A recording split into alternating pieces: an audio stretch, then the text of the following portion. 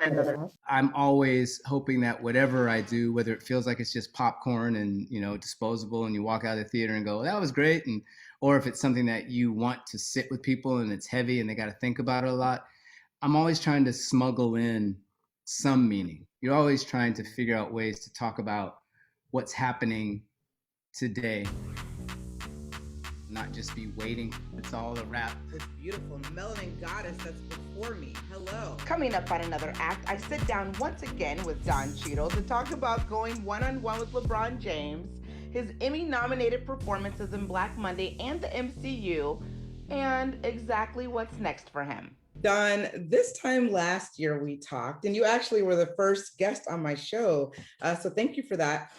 We joked that you gave LeBron James several assists. I gave LeBron several assists during the day. There you go.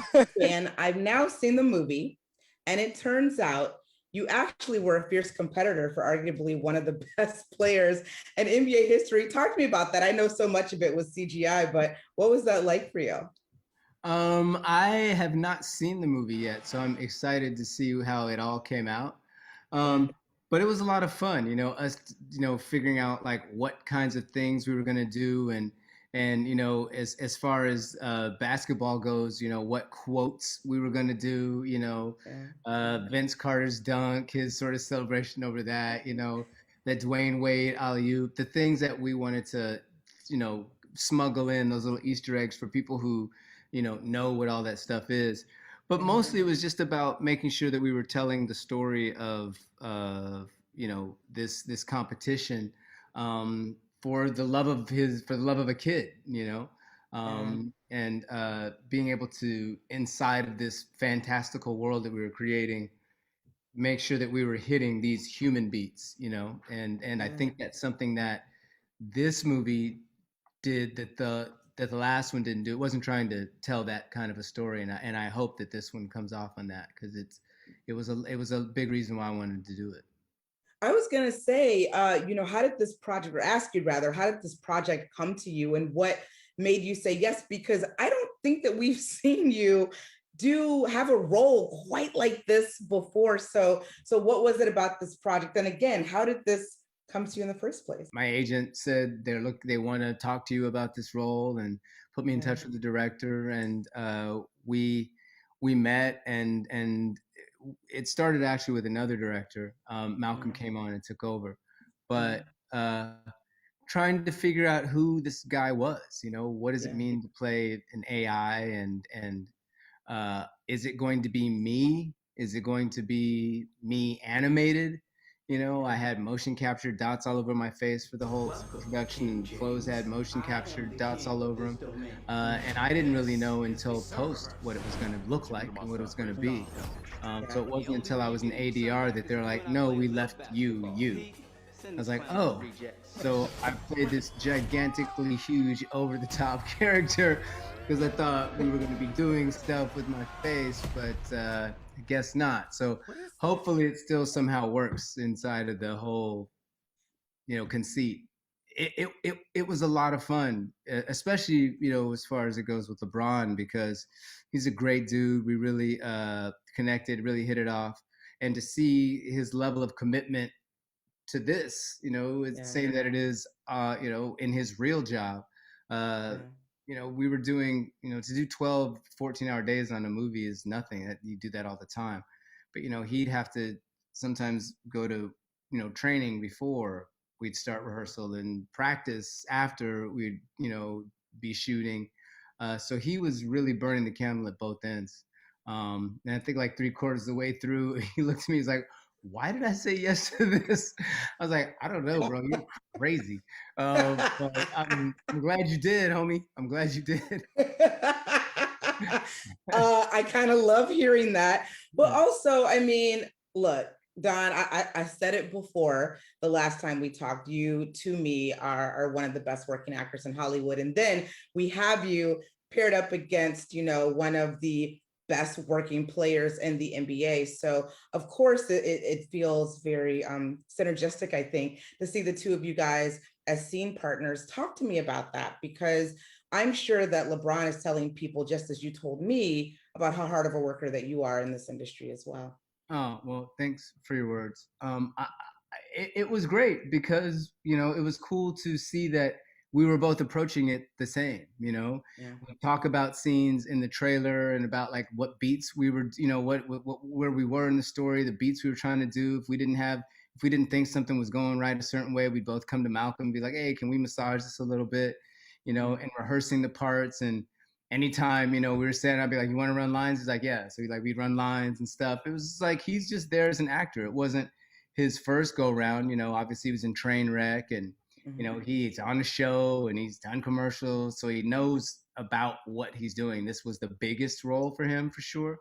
Mhm. But it wasn't like he was a complete newbie coming onto the set. So we just did the things that I do with every other scene partner when I'm in a movie with them. Just talk about the scene, talk about what it is we're trying to accomplish, talk about what's the goal, how does this fit inside the whole movie. And he was Yeah. there for all of it. So that was really cool. And you know, for me, another great takeaway from the movie was getting to know Cedric. And he's a great young man, with his head on his shoulders. His mom was on set all the time. He has his head on right. He's very humble, and he's, you know, knows the opportunity that he has, and he's very grateful to be in the spot. And that's great to see too. What is it that you are looking for at this point in your career? And I'm curious to know if, the last year and a half has even altered how you approach projects that you consider and what you want to say yes to, because you probably, I could be wrong, but you probably have had a little bit more time to read and to maybe even think about the direction of your career in ways that you probably haven't had a chance to before this kind of forced slowdown that we all experienced and came out of. Just money, Kelly. Just money. Most money I can make before I shuffle off my mortal coil and it's all a wrap.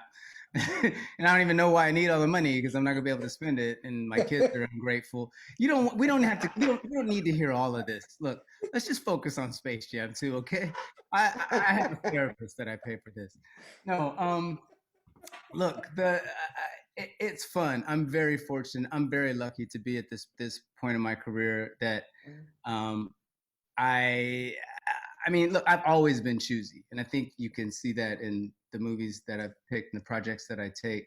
Um, Mm. I say no much more than I say yes, but that's not un, you know, I think that's something that a lot of actors, or not a lot maybe, but that's something that other actors can also say, that we get a lot of things offered to us, but the truth is most of them aren't that good.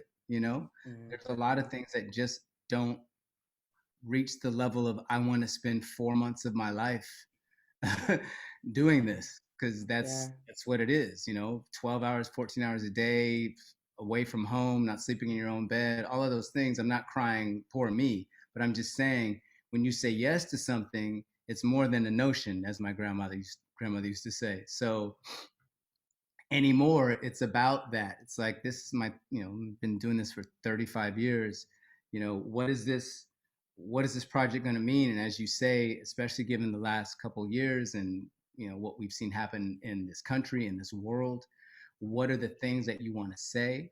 How do you want to say them? What do you want to put out in the world? What do you want to spend your time talking to people about? So all of those things, not that they didn't come into play before, but they definitely come into play in more stark relief now. And Yeah. it's one of the reasons I started a production company, to also put the things out that you want to create and generate material, and not just be waiting for somebody to give you something, but to say, no, I'm going to create something and put something out there. So it's how Absolutely. to work smarter, you know. Mm. Yeah, yeah. No, I love that. And I'm so glad that you brought up your production company, because I am so interested in what interests you behind the camera. What are you thinking about bringing to life next? And what is it that you actually get from producing, directing, and writing that maybe you don't get from character and bringing a character to life? Maybe I get, for better or worse, and whether it's admirable or not, I get much more a sense of pride sometimes from putting a project together, from finding the right material, and being able to cast it well, and not just from the actors but the directors, the DP, the sound person, whoever, you're going to put, however you're going to put this project together. there's a particular amount of pride that you get from helping to orchestrate all that, and it's still all in service of telling stories, and I'm always hoping that whatever I do, whether it feels like it's just popcorn and disposable, and you walk out of the theater and go, that was great, and or if it's something that you want to sit with people and it's heavy and they got to think about it a lot, I'm always trying to smuggle in some meaning. You're always trying to figure out ways to talk about what's happening today, and how we can try to push things forward. And that's something that I want to do in anything. If it's a comedy, if it's a drama, if it's a farce, if it's a play, whatever. I'm always trying to figure out how can we really be additive to our space. What's next for you, Don Cheadle? What are you working on that we can let people know about? Oh, a lot of stuff. I don't know how much of it I can let people know about. Because we've seen you pop up in some series that just, change the game on us. So yeah. Yes, there are, those are potentially foreshadowing of things to come. The MCU is large and vast, and it is extenuating beyond the things that we are in to other things. Oh, yeah. So there's always an opportunity to pop up in that stuff. Obviously, Armor Wars was announced this year earlier, so there's going to be a Rhodey series, a Disney Plus series, and we're just trying to figure out kind of what that storyline is going to be right now, in fact. So I couldn't even spoil it for you if I wanted to, because I don't know what it's going to be. But just that it's coming. Yeah, it's coming. And I've been very fortunate with our company. We've sold several shows, so trying to make sure we get those on the air. So there'll be more to talk about in the coming years. But really, I'm trying to figure out how to just lay on a beach more. That's the real Don Cheadle, he's like all of us. Thank you so much for talking to me. It's always great to talk to you, Don. I appreciate it. Thank you, Kelly. Good to see you.